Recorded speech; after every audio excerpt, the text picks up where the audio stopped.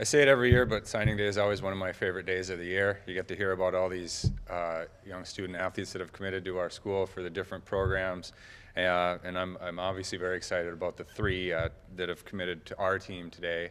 And again, all three, our team has always had a real close dynamic, similar backgrounds, similar personalities, similar morals and values, and these three will definitely fit in with all that. And I'm excited to get them in here and to join our group. So we have Caitlin Martin, who's coming to us from North Prairie, Wisconsin, which is just a short ways from Milwaukee.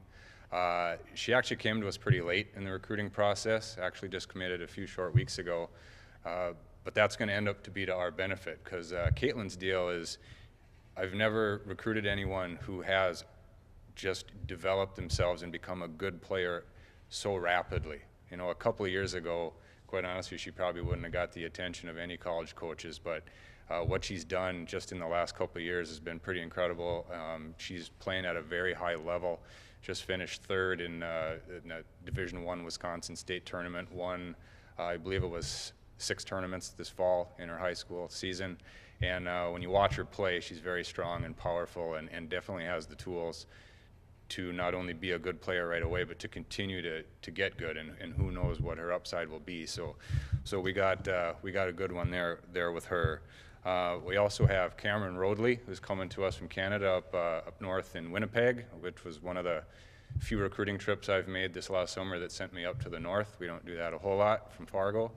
But Cameron doesn't have a girls team in her high school, but she competes a ton in the summer. Is very well established as a player. She's the reigning Manitoba women's amateur champion. She's played a lot of national events in the United States that she's gone through qualifiers for. She represented Manitoba in the Western Canada Games this year and finished 5th individually. So she just has a wealth of experience. She even just played a tournament in Australia last month. So that's probably her upside, is she's a very good player with a lot of experience, and will be ready to step in and play right away. And then our third player is Sierra Benian, who's coming to us from Jamestown High School here in North Dakota. We're excited to get a North Dakota native back on the team. It's been a few years since we've had one, and she's one that can come in and not only take a spot on the team, but really help us out. She's also someone who's developed a lot. I've been watching her for a couple of years, and to see her improve and become a top-level player has been very impressive and a lot of fun. Gotten to know her and her family quite well, and I know she's excited, as are the other two, to come join our team. Sarah just wrapped up her senior year too, finished 2nd in the state tournament here in North Dakota. She was the player of the year in her player series in the Minnesota junior system. She actually spent a lot of time, her and her mom, and put a lot of miles on their vehicle, commuting back and forth to Minnesota to compete in the summer, because Minnesota is a very strong junior program over there, and that's really benefited her. So again, a really exciting group of 3, which is actually the largest recruiting class we've ever had in terms of signing day. So we're looking forward to getting them here on campus. So that's what we got for you. Anyone have any questions on women's golf?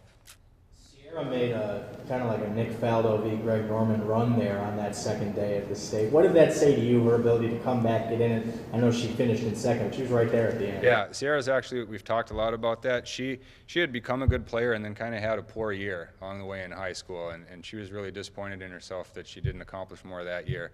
So what she did her last 2 years and this year, it's been very important to her that she develop and learn how to handle those situations well. So yeah, the way she came back and charged was a lot of fun this fall. Yeah. She kind of a hidden gem, Matt, knowing the fact that the best golfer wasn't going to be playing golf this year collegiately and with Jennifer Marsh, that Sierra kind of maybe went under the radar a little bit? Definitely. I do think so. You know, there's not a lot of coaches that really look up here necessarily. Some did, and she did get some attention, but because she was never a state champion, I think definitely that did put her under the radar, and again, we'll take that as our benefit anytime. All right, thanks everybody.